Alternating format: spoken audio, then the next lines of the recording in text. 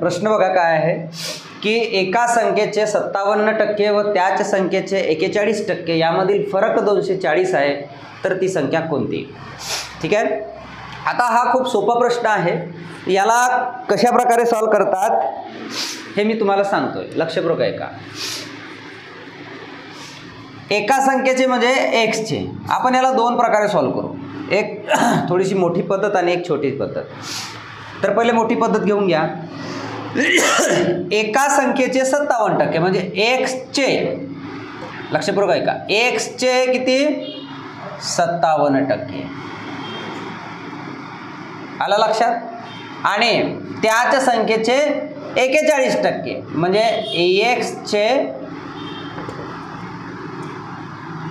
एक्सचे म्हणजे गुणाकार, 41%.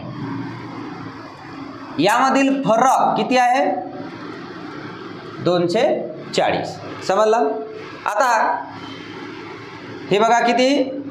57x 100 minus 41x 100 बरोबर किती? 240. आता बेस समान आहे, मधात मायनस आहे म्हणजे यांची काय होणार? वजाबाकी होणार.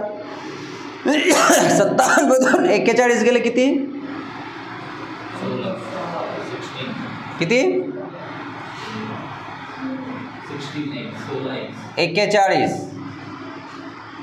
16 x भागिला 100 बरोबर 240.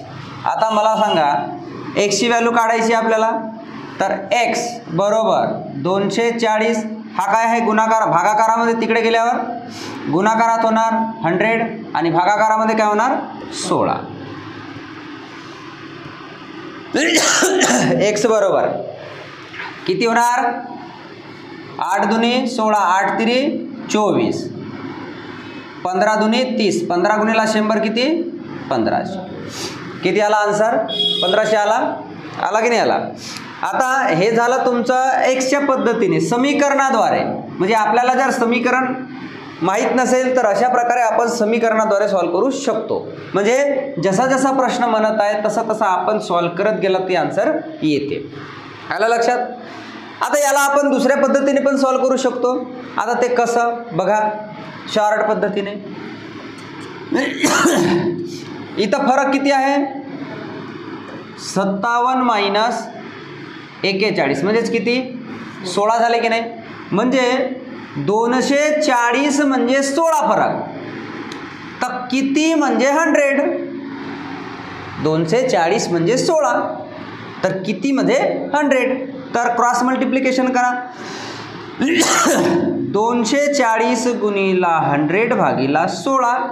8 दुनी 16, 8 तिरी 24, 15 दुनी 30 आणि 15 गुणिला 100 म्हणजेच किती? 1500. आला की नाही आला? कॉन्सेप्ट आणि शॉर्ट ट्रिक्स हे दोनही महत्त्वाचे आहेत. तुम्हाला अशा पद्धतीने पण सॉल्व करता आलं पाहिजे आणि अशा पद्धतीने पण सॉल्व करता आलं पाहिजे. त्याचं मागचं कारण असं आहे, समजून या वेळेवर आपल्याला जर शॉर्ट ट्रिक आठवली नाही किंवा लक्षात राहिली नाही मग काय करू आपण? प्रश्नाद्वारे जाऊया. इकडे लक्ष द्या, प्रश्नाद्वारे जाऊया. एका संख्येचे 57%, एका संख्येचे म्हणजे एक्सचे, जिथं चे आहे तिथं गुणाकार करा.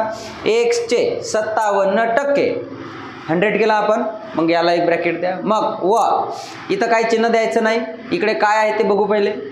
त्याच संख्येचे म्हणजे एक्सचे 41% यामधील फरक, जर फरक आला तर इथं काय लिहायचं? वजाबाकीचं चिन्ह. आणि किती फरक आहे? 240चा. आला की नाही? समीकरण क्रिएट करता आला की नाही? आला लक्षात? मग याला जवळ घ्या. 57 गुणिला x म्हणजे 57x भागिला 100 वजा 41 गुणिला x म्हणजे 41x भागिला 100. आला लक्षात? हे आपण इथं लिहिलं 41x/100 आणि बरोबर 240. मग आता बेस दोन्हीच्या समान आहे तर यांची होणार बेरीज. समजून घ्या, बेस समान नसतात आपण क्रॉस मल्टिप्लिकेशन करून तो समान केला असता, पण ऑलरेडी समान आहे. मग यांची वजाबाकी करा. 16 आलं. 16x/100 बरोबर 240. मग एक्सची व्हॅल्यू जर काढायची असेल 240 हा भागाकारात आहे, इकडे गेल्यावर गुणाकारात होणार आणि एक्सच्या सोबतीचा जो असते तो भागाकाराला जाते. मग हे सोल्युशन केल्यानंतर आपल्याला इथं 1500 मिळालं.